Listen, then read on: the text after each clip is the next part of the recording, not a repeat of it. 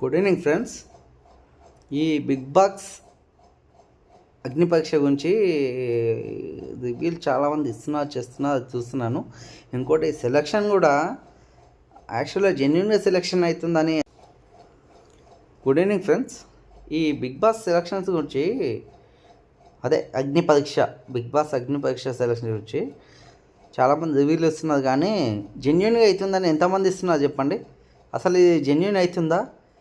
Show పుటం ఉండి మంచిగా పాష్ ఉండి చేసి అది ఉన్నట్టు సెలెక్ట్ చేస్తారు. ఏం ఫార్మర్స్కి ఏమవుతుంది? ఫార్మర్స్ ఏం చేస్తలేదా? ఫార్మర్స్ వచ్చిరు, వాళ్ళని ఎందుకు సెలెక్ట్ చేస్తలేదు మీరు?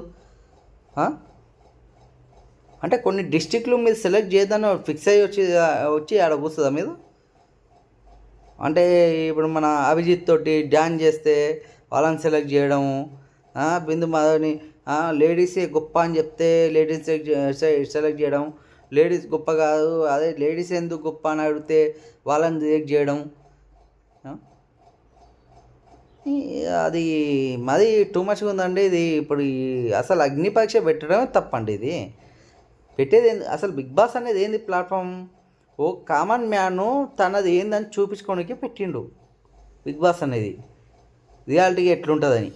అదే సెలబ్రిటీలే అందులో ఉంటాము, సెలబ్రిటీలే ఉంటాం చేస్తాం, నీట్గా ఉండేటోళ్ళు ఉండాలి, నీ పాషగా బతికిన వాళ్ళే ఉండాలి అని అంటే అలాంటప్పుడు ఫస్ట్ పెట్టాలండి ఆప్షను. మొత్తం ఫాస్ట్గా ఉండేటోళ్ళే ఇంట్లోకి రావాలి, మంచి హైఫై ఉండేటోళ్ళే రావాలి, ఫార్మర్స్ రావద్దు, అట్లా పెట్టండి. అసలు ఈ అగ్ని పరీక్ష అనేది దేనికి పెట్టిందండి మీరు? అగ్ని పరీక్ష అంటే తెలుసా మీనింగ్? ఆ మీనింగ్ తెలియకుండా అగ్ని పరీక్షకి ఎన్ని క్వశ్చన్స్ ఉంటాయి, ఎన్ని ఉంటాయి ఏంది తెలుసా? ఏదో 2-3 మాట్లాడేసి మీ ముగ్గురులా నచ్చితేనే చేస్తాము, లేకపోతే సెలెక్ట్ చేయము. అసలు మీది ఉన్నదండి అగ్ని పరీక్ష?